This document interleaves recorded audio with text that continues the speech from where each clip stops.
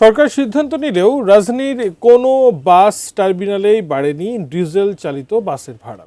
পরিবহন মালিকদের পক্ষ থেকে বাস ভাড়ার নতুন তালিকা না পাওয়ায় বাস ভাড়া বাড়ানো হয়নি বলে জানিয়েছেন কাউন্টার সংশ্লিষ্টরা। তবে দু একদিনের মধ্যে সরকারের এই সংক্রান্ত ঘোষণার বাস্তবায়ন হতে পারে বলেও মনে করেন তারা।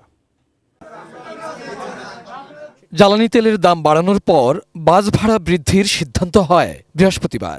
সমন্বয় করার একটা সিদ্ধান্ত আমরা নিয়েছি। সরকারি সিদ্ধান্ত অনুযায়ী দূরপাল্লার ডিজেল চালিত বাসের ভাড়া প্রতি কিলোমিটারে 2 টাকা 12 পয়সা থেকে বেড়ে 2 টাকা 23 পয়সা হবে। এছাড়া ঢাকা ও চট্টগ্রাম মহানগরে ডিজেল চালিত বাস ও মিনিবাসের ভাড়া 2 টাকা 42 পয়সা থেকে বেড়ে হওয়ার কথা 2 টাকা 53 পয়সা। শুক্রবার রাজধানীর গাবতলী এবং সায়দাবাদ বাস টার্মিনাল ঘুরে দেখা যায় সরকারের সিদ্ধান্ত এখনো বাস্তবায়িত হয়নি। নর্মালি যে ভাড়া রেগুলার যা নেওয়া হচ্ছে সেগুলো এখন থেকে আমরা যাত্রীদেরভাবেই ভাড়া নিয়ে সেবা দিচ্ছি আমরা। খুলনা রুটের যে গাড়িগুলো আছে আমাদের এখান থেকে ঘাট হয়ে যায়, সাধারণত এগুলো ভাড়া আপনার 750 টাকা করে রাখা হচ্ছে। ভাড়া এখনো বাড়া আমরা চার্ট পাইনি, সরকারি চার্ট পাইনি। নোয়াখালী লাইনে বৃহত্তর নোয়াখালী 500 করে, নন এসি আর এসি হলো 550। কবে নাগাদ বাস্তবায়ন হতে পারে তাও জানান টার্মিনালের কাউন্টার সংশ্লিষ্টরা।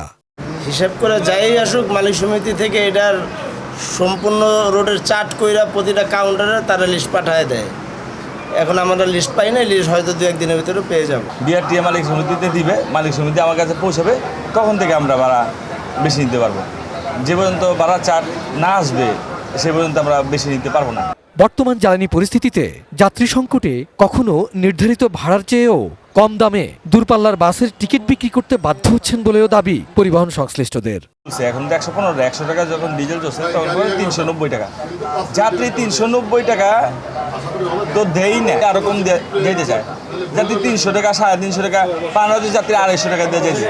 রেগুলার প্রাইসটাও আমরা আসলে এইভাবে তো পাইতেছি না, তারপরেও আমাদের ডিসকাউন্ট দেওয়া লাগতেছে যাত্রী সংকটের কারণে। Abul Kalam Azad, ATN news, Dhaka.